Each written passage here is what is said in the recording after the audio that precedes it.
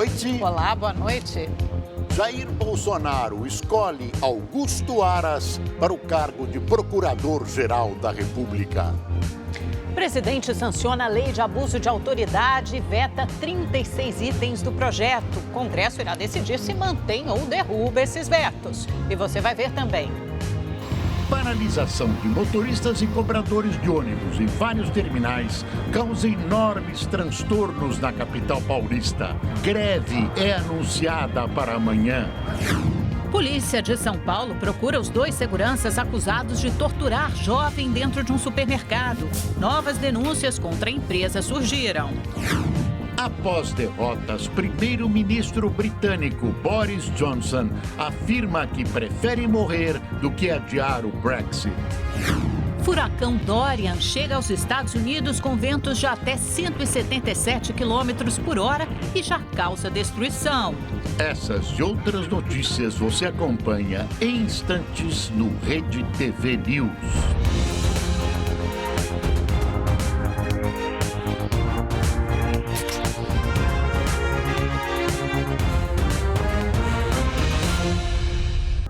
Minas Gerais foi o único estado que registrou aumento na evasão escolar nos últimos 4 anos.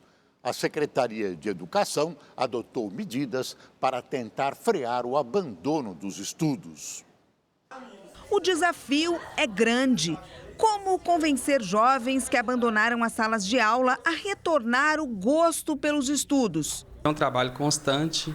A gente tem desenvolvido projetos na escola em que os meninos participam. Aulas interativas, passeios, viagens a museus. Entre as estratégias do diretor, bater na porta de casa e telefonar para cada aluno que estava ausente. Ligar, ouvir a história de vida do aluno, né? Motivá-lo a voltar, insistir com ele para que ele volte. Minas Gerais foi o único estado brasileiro que registrou um aumento na taxa de abandono escolar nos últimos 4 anos.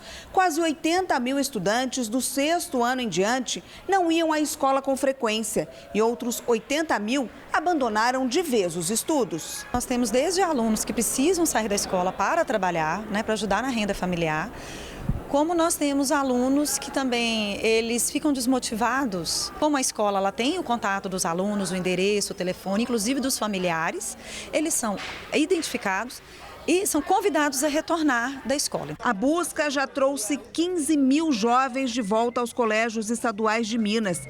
O Richard chegou a ficar 2 meses sem ir às aulas. Queria ser biólogo, fazer uma faculdade lá nos Estados Unidos. Para eu sobreviver, eu precisava de arrumar uns bicos para trabalhar. Aí acabou que eu fiquei sem tempo de vir para a escola. Hoje, ele passa os dias assim, mergulhado nos livros. Eu fui acompanhando ele, passei a levar ele na escola, buscar, conversar muito com ele, explicar que sem estudo a gente não é nada. A Júlia, que deixou de estudar por causa do trabalho, também comemora o retorno e sonha ser radiologista. Eles conversaram comigo, falaram que eu tinha chance ainda de recuperar. Me deram assim, um apoio, né? Estudo querendo ou não, é primordial para a vida da pessoa. 2 constatações assustadoras. No ensino fundamental, 24,2% dos jovens até 16 anos ainda não concluíram o ensino fundamental. Desses 24,2%, 23% não estão mais na escola.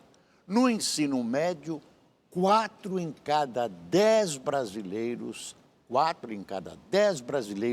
de 19 anos, ou seja, 36,5% não concluíram o curso. São números do IBGE do ano passado e que explicam um pouco do desastre que é o ensino no Brasil. E ensino tem tudo a ver com desenvolvimento, distribuição de renda, evolução pessoal e uma melhor decisão política. R$1 bilhão do fundo da Petrobras será destinado ao combate às queimadas e à preservação da Amazônia. O acordo para que os recursos fossem utilizados na Amazônia foi fechado pela manhã. O dinheiro é fruto de um acordo da Petrobras com o Ministério Público na Operação Lava Jato.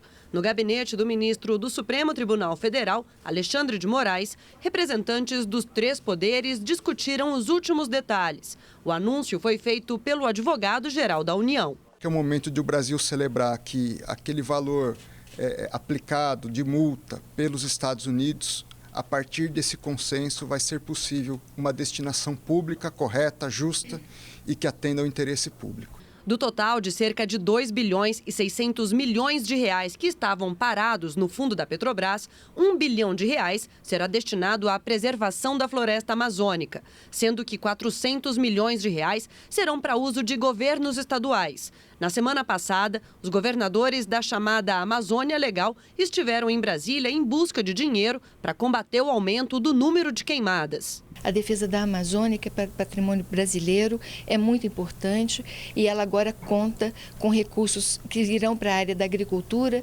para assistência técnica, para regularização fundiária, para prevenção de queimadas e também para regeneração da floresta.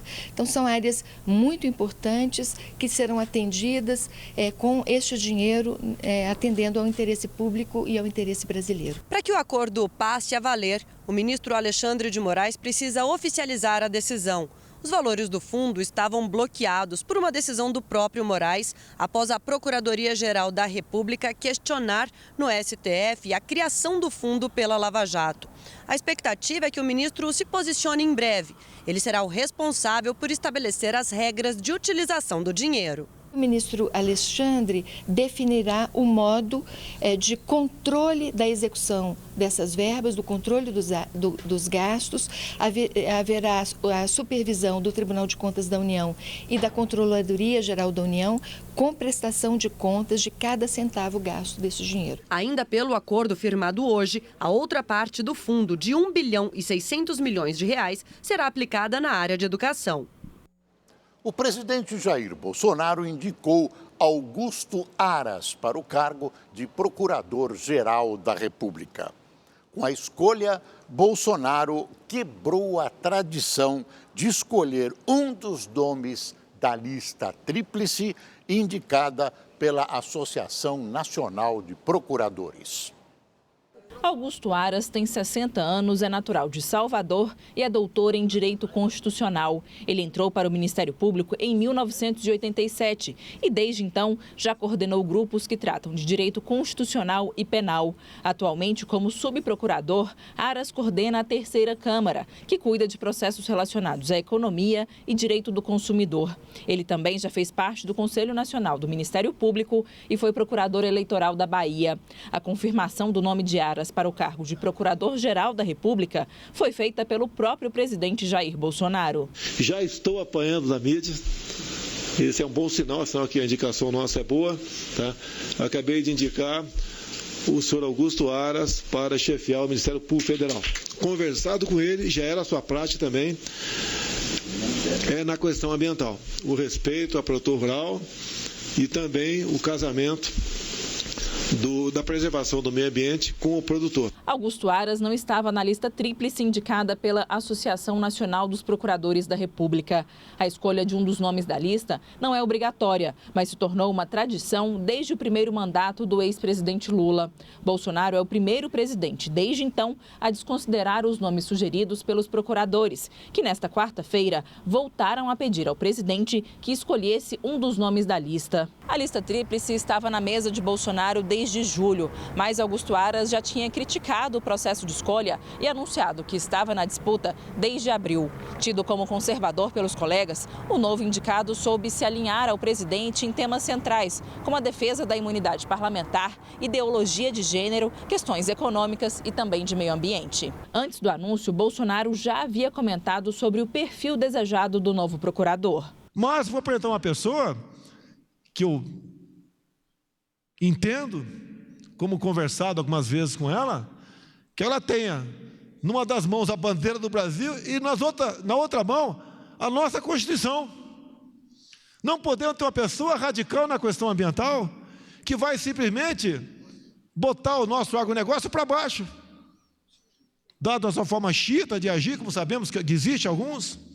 Não podemos ter alguém também que atrapalhe a nossa infraestrutura do capitão Tarcísio, quando quer rasgar uma estrada, ou quer duplicá-la, ou quer apenas recuperá-la, tem problema que vem do MP. Um dos primeiros desafios de Aras será recompor a força-tarefa da Operação Lava Jato dentro da Procuradoria-Geral. Na noite desta quarta-feira, houve uma debandada no grupo. 5 procuradores que trabalhavam especificamente nos processos da Operação Lava Jato, que envolviam políticos com foro privilegiado, deixaram os cargos. Na nota em que anunciaram a decisão, eles justificaram que o pedido de desligamento do grupo de trabalho da Lava Jato foi motivado por uma grande incompatibilidade de entendimento da equipe com uma manifestação enviada pela Procuradora-Geral da República ao Supremo Tribunal Federal.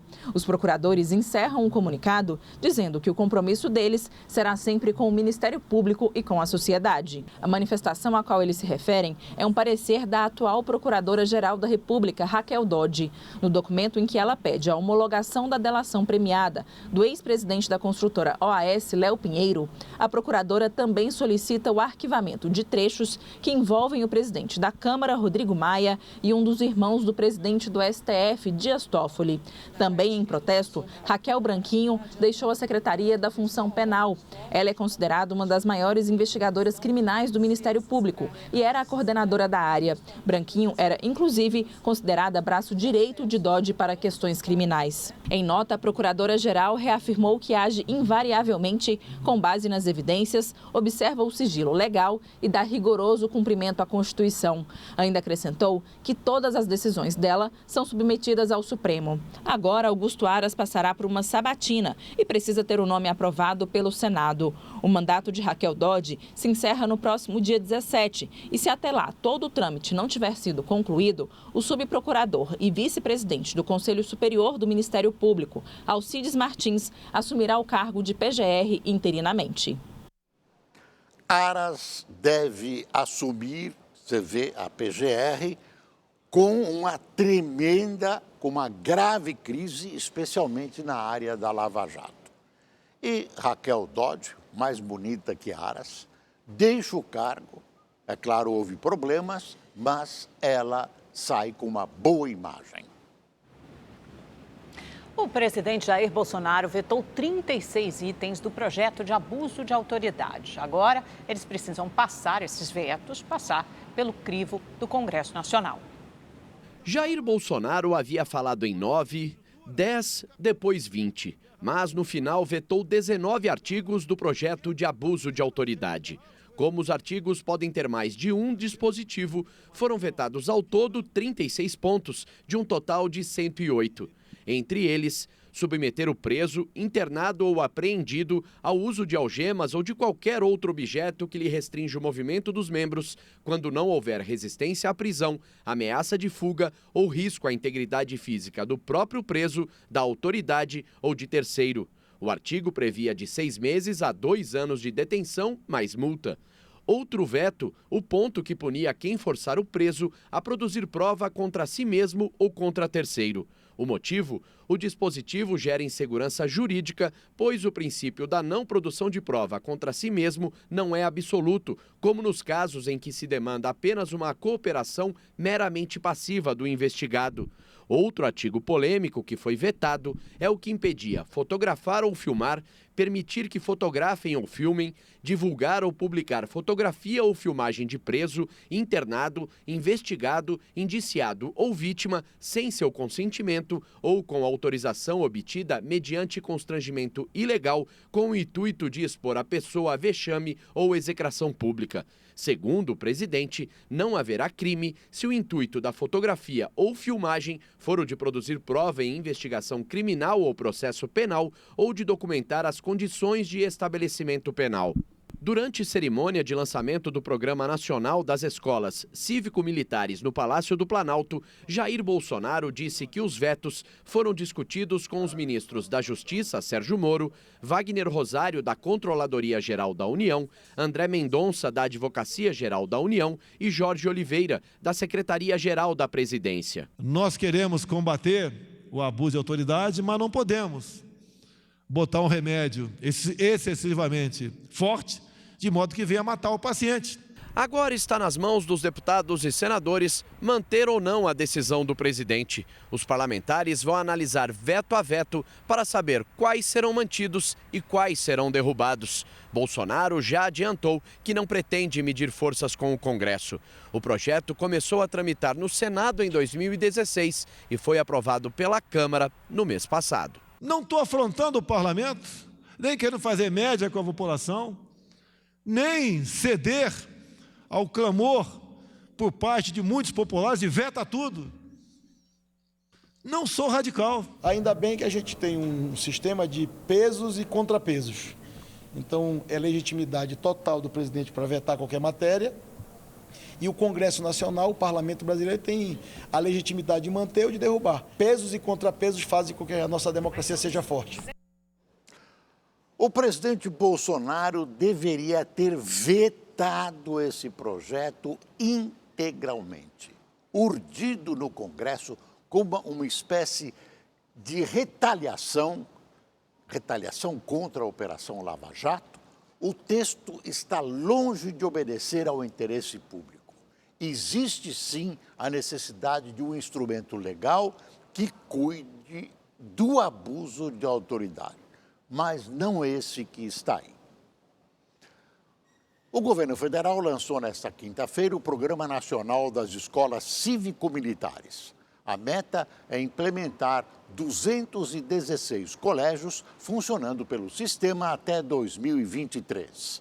O modelo será levado preferencialmente para regiões com situação de vulnerabilidade social e baixos índices de desenvolvimento de educação básica.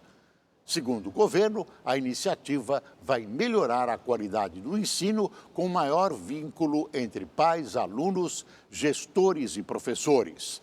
Os militares funcionarão como tutores que devem ajudar nas áreas educacional e administrativa.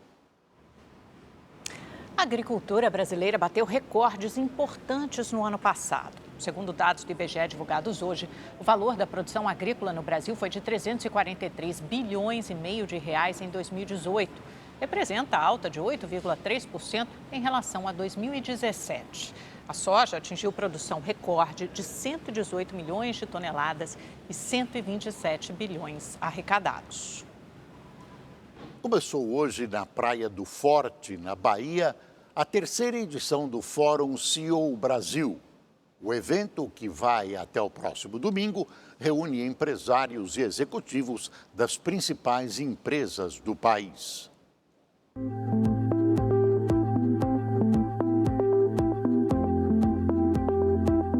O evento acontece em uma das praias mais bonitas da Bahia, a Praia do Forte.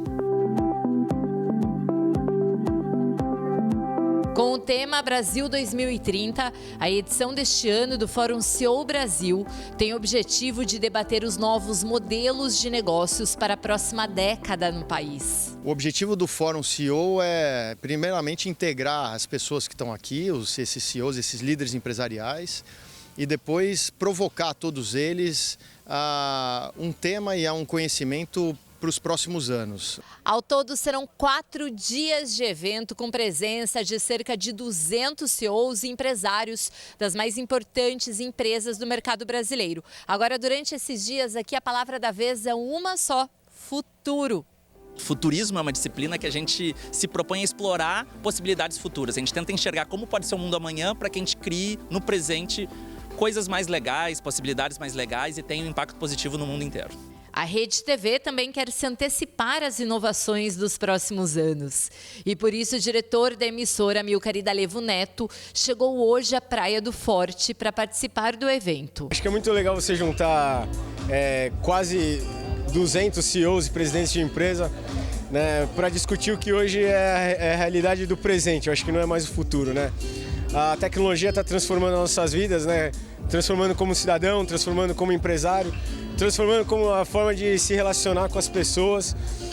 E é muito legal um ambiente onde a gente pode, primeiro, ter a experiência do que está acontecendo no mundo afora, com grandes especialistas e depois poder dividir esse dia a dia e no fundo se perguntar o que a gente está fazendo com esse tanto de mudança. O Fórum CEO Brasil 2019 vai até domingo e contará com dezenas de palestras e debates para uma plateia que promete movimentar o país nos próximos anos.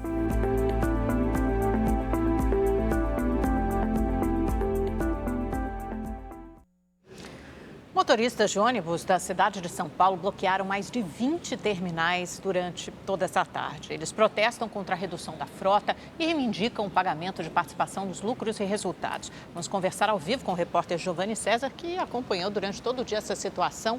Né, Giovanni? Conta pra gente um pouco como está aí agora, no momento. Estou vendo que os ônibus continuam parados nas garagens e tem uma perspectiva, um anúncio já de greve para amanhã, é isso?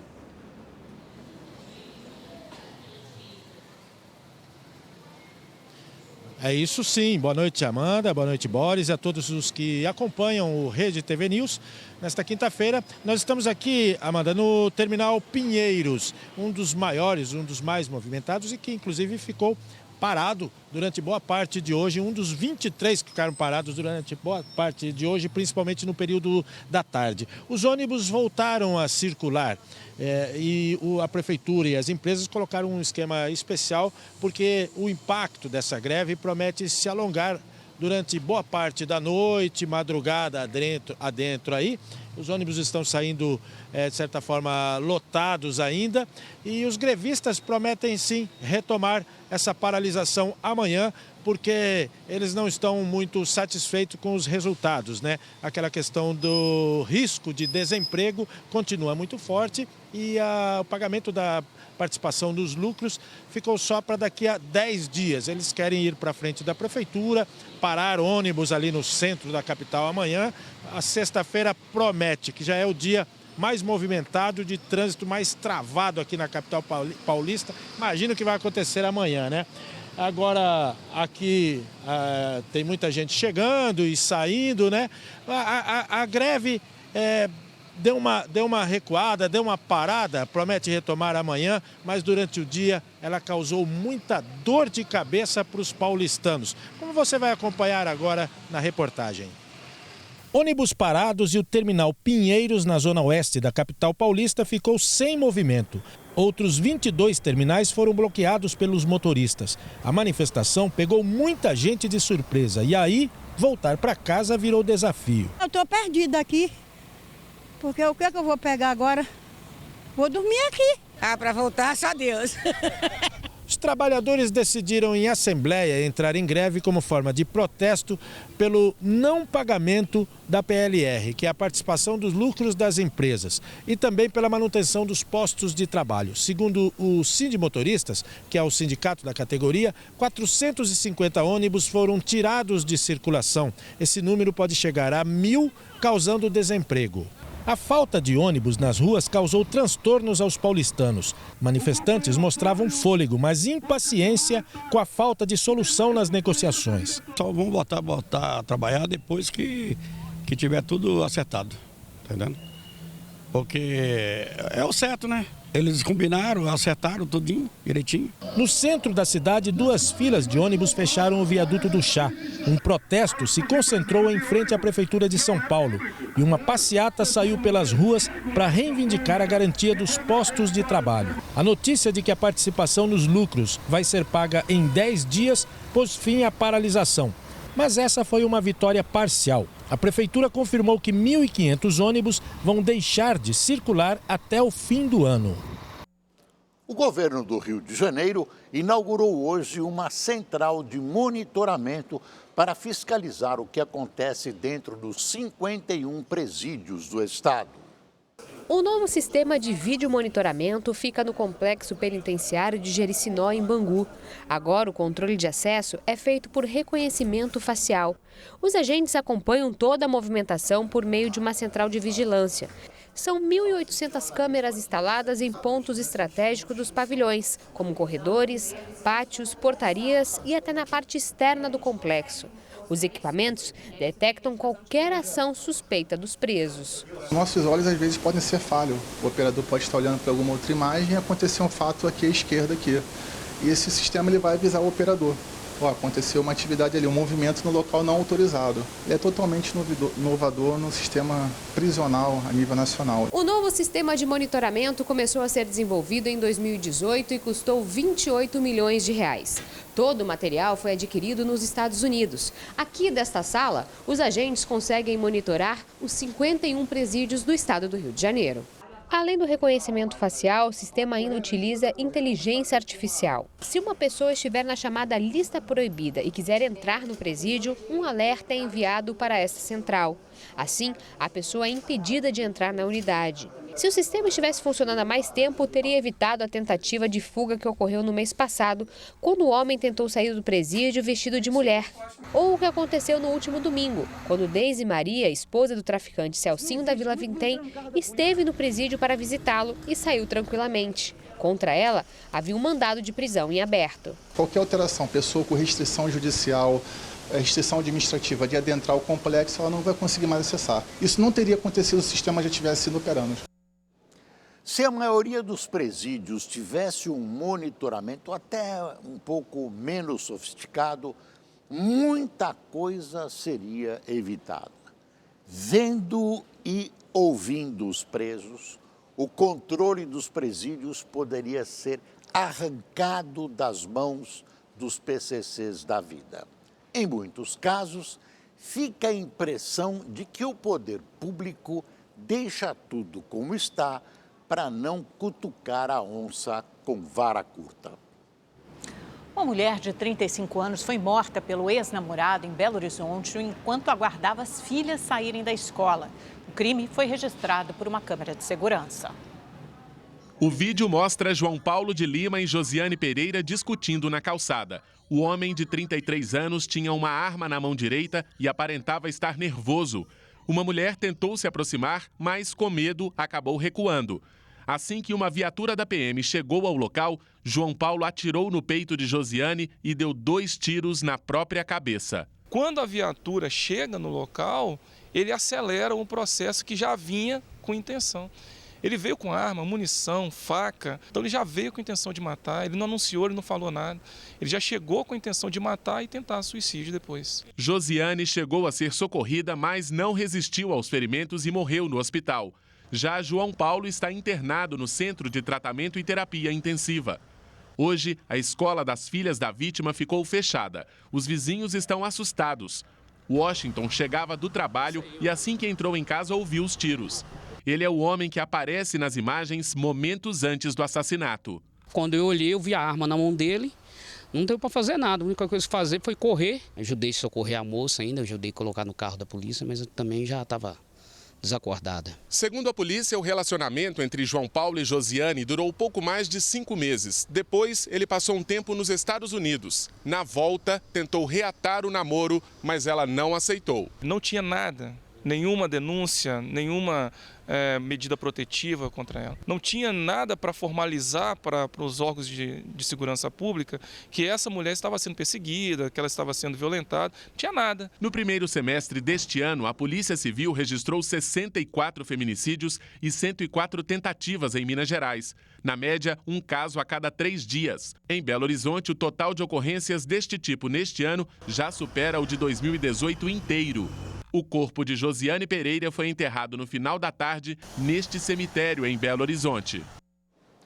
Começou a funcionar hoje o Instituto Maria da Penha, em Pernambuco.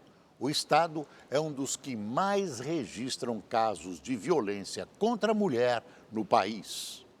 Vítimas de violência doméstica contam agora com um espaço de proteção. O Instituto Maria da Penha, que tem sede em Fortaleza, inaugurou a 2ª unidade no país hoje. O espaço vai funcionar no bairro do Recife. A solenidade contou com a presença do maior símbolo de luta contra a violência doméstica. Sobrevivente de 2 tentativas de homicídio, a farmacêutica Maria da Penha lutou 19 anos para colocar o seu agressor na prisão. Aparecendo a cada momento uma sugestão nova que pode nos ajudar, ajudar nesse trabalho de informar todas as mulheres sobre os seus direitos, e conseguir mudar a morte de fazer com que tantas mulheres não sejam assassinadas, né? O Instituto Maria da Penha vai prestar orientação jurídica, psicológica e atendimento psicossocial, além de oferecer cursos de qualificação para vítimas de violência doméstica. A inauguração do Instituto em Pernambuco representa um importante refúgio para as mulheres. O estado é o 7º do país em número de assassinatos cometidos contra mulheres e o 4º no ranking entre os estados onde mais foram registrados feminicídios em 2018. No ano passado, Pernambuco registrou 228 assassinatos contra mulheres, dos quais 75 foram classificados como feminicídios. Somente este ano já foram registrados 27 feminicídios. Em todo o país, de cada 4 mulheres, uma sofre violência, segundo dados do Fórum Brasileiro de Segurança. A polícia busca os 2 seguranças acusados de torturar um jovem dentro do supermercado na zona sul de São Paulo. Eles são considerados foragidos pela justiça. As buscas começaram no fim da manhã. As prisões de Davi de Oliveira Fernandes e Valdir Bispo dos Santos foram decretadas pela Justiça na noite de ontem. Os 2 foram apontados como os seguranças que aparecem nesse vídeo torturando um adolescente de 17 anos dentro do supermercado Ricói, na zona sul de São Paulo. A violência ocorreu depois que o garoto teria tentado roubar chocolates. A polícia também procura o celular usado para fazer as imagens e os fios elétricos usados como chicote pelos agressores. Depois que o caso ganhou repercussão, outras denúncias de violência envolvendo o supermercado vieram à tona. Nessa imagem, um homem aparece preso no corrimão de uma escada onde foram empilhados os produtos que ele teria tentado roubar. Em uma outra foto, o homem está deitado e com marcas pelo corpo. Já em um outro ambiente, mas com a mesma roupa, ele aparece amarrado em uma estrutura com um logotipo do Ricói. Nesse vídeo, que teria sido registrado na mesma rede de supermercado, uma criança sofre tortura psicológica também por supostamente ter tentado roubar. Você vai ficar lá, mano, numa cela, cheio de moleque da sua idade ou mais velho. Tem uns lá que gostam de abusar de outro moleque. Ó que legal. Tem uns que vão te dar uma surra bem dada. Ó que legal. Daqui em 10 minutos tá encostando a viatura. E aí você se resolve lá com a bandidagem lá. Entendeu? Você aprender a roubar. Em um outro caso, que já é investigado desde abril pela polícia, uma mulher acusa o supermercado de racismo. Ela disse que 2 funcionários revistaram a bolsa dela e que um deles apontou uma arma. Em nota, o supermercado Ricói afirmou que repudia os casos de violência e que todos os envolvidos devem ser punidos com o maior rigor da lei. Disse ainda que está colaborando com as investigações. A polícia prendeu hoje de manhã o suspeito de ter esfaqueado 2 chineses na semana passada no Rio de Janeiro. O suspeito é um menor de 15 anos. Ele havia sido apreendido ontem, mas foi liberado por falta de provas. Com novas evidências e depoimentos, a justiça emitiu um mandado de busca e apreensão. O jovem teria participação no assassinato do chinês Shen Kanjiang, na praia de Ipanema, na noite de 29 de agosto. A vítima estava com outro chinês que também foi esfaqueado. A polícia procura os outros envolvidos no crime. Um criminoso foi preso após assaltar uma joalheria na zona oeste de São Paulo. A câmera de segurança gravou parte do assalto que aconteceu na tarde de ontem. 2 homens armados e com mochilas entram na loja. Eles roubam tudo que conseguem e vão embora. Um deles foi preso logo depois, a cerca de 300 metros do local do assalto. Com ele, a polícia encontrou relógios e joias. O outro assaltante conseguiu fugir. Um casal que era procurado pela polícia de 4 estados foi preso em Belo Horizonte. A dupla era especializada em furtar joias e teria causado prejuízos de R$200 mil. Só em Minas Gerais, o casal teria feito vítimas em 4 cidades. Uma das ações foi flagrada em Poços de Caldas pelas imagens do circuito de segurança de uma joalheria. De acordo com a polícia, Adriana Yamamoto, de 47 anos, é a mulher que aparece escondendo R$12 mil em joias dentro da blusa. O namorado, Iago Alquimim, de 24 anos, dava cobertura do lado de fora. Ela nunca parou, mais de 4 dias, 3 dias numa cidade, sempre dormindo e acordando em outra cidade. E onde ela ia praticando crimes de furtos em joalherias. O casal foi preso quando embarcava em um ônibus clandestino para o interior de Minas. Com eles foram encontrados R$ 7.500 que teriam sido obtidos com a venda de anéis, uma corrente e outros objetos furtados. A polícia diz que eles já teriam lucrado R$ 200 mil nos últimos 2 meses. Adriana Yamamoto tem mandados de prisão em aberto no Rio de Janeiro, São Paulo e Espírito Santo. O furacão Dorian voltou à categoria 2 com ventos de até 177 km por hora e já causa destruição nos Estados Unidos. O fenômeno devastou as Bahamas e já matou pelo menos 20 pessoas desde domingo. Ventos de mais de 90 km por hora e tornados como este anunciaram a aproximação do furacão Dorian ao continente americano. Na manhã desta quinta-feira, dezenas de casas foram destruídas em Emerald Isle, na Carolina do Norte. Nas demais cidades litorâneas do estado e também na Carolina do Sul e na Geórgia, cerca de 250 mil moradores ficaram sem energia elétrica. Muita chuva, ventos fortes e possíveis tornados ainda podem atingir a região, onde mais de 1 milhão de pessoas receberam ordem de retirada. O governador da Carolina do Norte, Roy Cooper, alertou que o furacão é sério e pode ser mortal. Ele pediu à população para procurar um abrigo seguro. Get to safety and stay there. O Dorian chegou às Bahamas no domingo com ventos de até 295 km por hora, categoria 5, a mais alta da escala. O pior furacão de todos os tempos a atingir o arquipélago causou uma destruição sem precedentes. Na ilha de Ábaco, uma das mais atingidas, entulho é o que restou da favela que era lar de milhares de imigrantes haitianos. Benatas é um deles. Ele perdeu a cunhada durante a tragédia.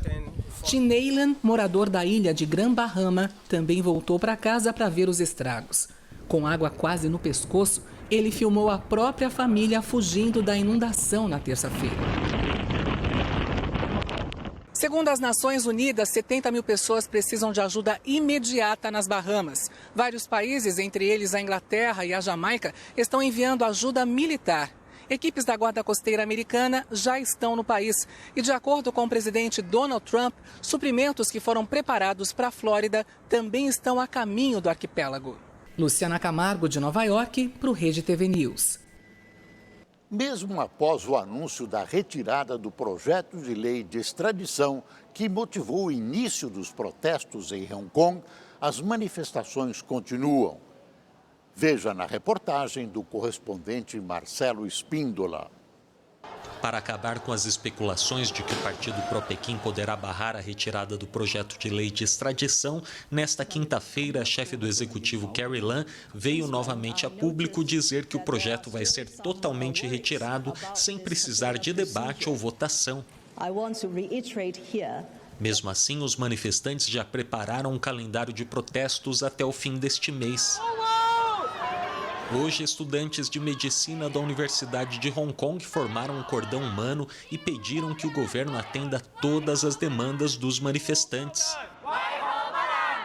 A insatisfação permanece e chegou até a Europa. Na Alemanha, um grupo se reuniu em frente ao gabinete da chanceler Angela Merkel, que atualmente está visitando a China, para pedir que ela envie uma mensagem ao presidente chinês Xi Jinping de que as violações aos direitos humanos e à liberdade de imprensa não vão ser toleradas. Tanto na Alemanha quanto em Hong Kong, os manifestantes fizeram um simples gesto que significa muito. Tampando um dos olhos com uma mão ou uma gaze, eles lembram uma jovem que perdeu o olho direito ao ser atingida por uma bala de borracha enquanto protestava. Assim, pedem um inquérito independente para apurar a violência policial, demanda ainda em aberto que faz o movimento continuar. Eles também pedem a libertação de todos os manifestantes presos, a desclassificação dos protestos como motins e a liberdade para escolher o próprio governante nas eleições, já que atualmente só governa Hong Kong quem é nomeado pelo governo central da China. Marcelo Espíndola, de Macau, para o Rede TV News. Hong Kong é e será um problema para a China. Quando colônia inglesa, Hong Kong e seus cidadãos gozavam de ampla liberdade e desenvolvimento. Vai ser difícil, quase impossível, a cidadania engolir o regime comunista chinês. Ainda há muitos incidentes pela frente. Enquanto o primeiro-ministro britânico Boris Johnson afirmou hoje que prefere morrer do que adiar o Brexit, seu irmão Joe Johnson anunciou a renúncia aos cargos de deputado e ministro. Ontem, o governo de Boris Johnson foi derrotado 2 vezes no parlamento. Veja com o correspondente Luciano Júnior. Em clima de ressaca, Joe Johnson falou rapidamente a jornalistas sobre a renúncia ao sair de casa. Disse que foi uma honra ter sido deputado e ministro de 3 governos, mas que agora não tem mais nada a declarar. Irmão do atual premier Boris Johnson, Joe Johnson foi contra o Brexit em 2016 e, após o referendo, defendeu o acordo de saída com a União Europeia. No Twitter, Joe escreveu que nas últimas semanas esteve dividido entre a lealdade familiar e o interesse nacional. Também falou que esta é uma tensão sem solução. No Parlamento do Reino Unido, depois da Câmara dos Comuns aprovar o projeto de lei que trava o Brexit sem acordo e de um longo debate durante a madrugada, a Câmara dos Lords deu sinal verde para o processo seguir adiante. A chamada proposta BAN deverá estar pronta na segunda-feira, antes da suspensão do parlamento, medida solicitada por Boris Johnson e autorizada pela rainha. O Partido Conservador do primeiro-ministro, no entanto, ainda não se dá por vencido e colocou em pauta inúmeras emendas para serem votadas com a intenção de retardar o processo de aprovação final da nova lei. Para Angela Smith, líder do partido opositor na Câmara dos Lords, esse esforço será em vão. E, segundo ela, todas as etapas serão honradas dentro do prazo. Mantendo a postura irredutível em relação ao prazo da saída do Reino Unido da União Europeia, o primeiro-ministro britânico foi radical ao ser questionado hoje se ele poderia fazer uma promessa à população de que não iria pedir um novo adiamento para o Brexit. Eu prefiro estar morto em uma cova. Boris Johnson não respondeu se renunciaria ao cargo caso o adiamento aconteça. Hoje, ele também se reuniu com o vice-presidente americano Mike Pence. E, claro, o assunto Brexit esteve em pauta. Eu conversei com o presidente Trump esta manhã e ele pediu para garantir que os Estados Unidos apoiem a decisão do Reino Unido de deixar a União Europeia. Ele também quer que eu transmita que os Estados Unidos estão prontos e capazes de negociar um acordo de livre comércio com o Reino Unido. De Paris, Luciano Júnior para o Rede TV News. O maestro e tenor Plácido Domingo está sendo acusado de assédio sexual por mais 11 mulheres. Ele já havia sido denunciado por outras 9 em agosto. Os novos depoimentos foram coletados pela agência de notícias internacional Associated Press, autora das denúncias feitas em agosto. Segundo as vítimas, Plácido Domingo teria tocado nelas sem autorização e tentado beijá-las à força. Os assédios teriam começado no final da década de 80 e aconteceram nos bastidores de apresentações de ópera. Das 20 mulheres que acusam o maestro, apenas 2 concordaram em divulgar a identidade, já que a maioria ainda trabalha no ramo. Funcionários de várias óperas também relataram ter testemunhado as atitudes inapropriadas do cantor.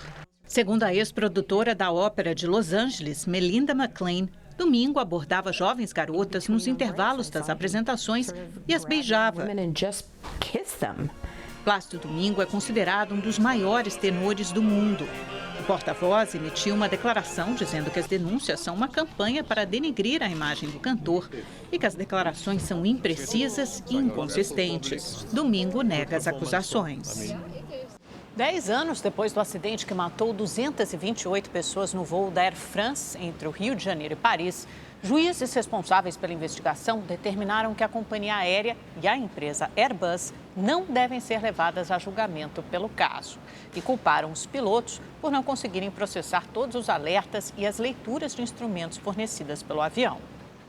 A Justiça considerou que o acidente aconteceu devido a uma combinação de fatores inédita e que, portanto, o voo demonstrou perigos que não poderiam ser percebidos antes do acidente. A decisão contraria o pedido da promotoria, que havia solicitado um julgamento contra a Air France. Para o Ministério Público, a empresa cometeu negligência ao não fornecer aos pilotos informações suficientes sobre como reagir em caso de anomalias nas sondas que controlam a velocidade dos aviões. Em 2011, a Airbus e a Air France haviam sido indiciadas por homicídio culposo, quando não há intenção de matar. A principal associação que representa os parentes das vítimas vai recorrer da decisão por considerá-la ofensiva. Em 1º de junho de 2009, o voo AF447, que saiu do Rio e ia para Paris, caiu no Oceano Atlântico. Todos os passageiros e membros da tripulação morreram no acidente. E hoje foi dia de apresentação do novo técnico do Palmeiras e nada de festa, viu? Mano Menezes chegou ao clube sob protestos da torcida. Os ventos não sopram a favor do novo comandante. No dia em que Mano Menezes se apresentou no Palmeiras, a torcida apareceu na porta do CT, não para apoiar, mas para protestar a contratação do treinador. Pois é, são novos tempos, né? Antigamente a gente deixava pelo menos trabalhar para depois avaliar, né? Também sobrou para o diretor Alexandre Matos, que foi chamado de ladrão, e para os jogadores, que eram xingados assim que chegavam no local. Para conquistar a torcida, o novo reforço usou uma jogada de marketing. Aproveitou a camisa 9 para garantir que o time será ofensivo, diferente da estratégia utilizada por Felipão. Eu pedi a 9, que é para os jogadores não ficarem preocupados que seria mais um concorrente, porque já temos bastante atacantes, né? A outra tática foi desdenhar dos bons momentos que viveu quando dirigiu o arquirrival Corinthians. Eu gostaria de lembrar as pessoas que nós estamos em 2019, né? E certas discussões, certas questões fazem parte de um tempo um pouquinho mais para trás, né? Só que as mudanças que Mano Menezes quer impor não acontecerão apenas dentro de campo, mas também fora dele. Ao contrário do que acontecia com Luiz Felipe Scolari, o novo comandante quer manter um bom relacionamento com a imprensa. Não acho que a imprensa seja o nosso maior adversário. A semana vai ser uma semana tranquila, vai ser uma semana de trabalho. Eu não quero prejudicar o trabalho de ninguém, não. Quanto a isso, vocês podem ter certeza. Parece que Mano Menezes veio para mudar o clima no Palmeiras e deixar para trás um passado recente, para lá de tumultuar. Danilo, filho mais velho do ex-jogador Cafu, morreu hoje aos 30 anos de idade, vítima de infarto. A fatalidade aconteceu logo após Danilo participar de uma partida de futebol na casa do pai e passar mal. Família e amigos estavam reunidos para o aniversário de Michele, irmã de Danilo. Cafu e um médico que estava na festa fizeram os primeiros socorros. Levado a um hospital de Barueri, Danilo não resistiu ao infarto. Danilo já havia sofrido outro infarto em 2015, também enquanto jogava bola na casa da família. Na época, foi levado ao hospital e se recuperou bem. O corpo do rapaz foi velado e enterrado em Budas Artes, cidade próxima a São Paulo. A cerimônia de despedida contou com a presença de personalidades do esporte. Todos nós estamos muito tristes, mas eu creio que o momento agora é de nós confortarmos a família, eu creio que o momento agora é de nós darmos forças. E eu sei que Deus está no controle de todas as coisas. E o importante é esse momento, é você se apegar com Deus e realmente buscar o conforto na lei divina, né? Morreu também, aos 80 anos, Andrada, goleiro que levou o 1000º gol de Pelé.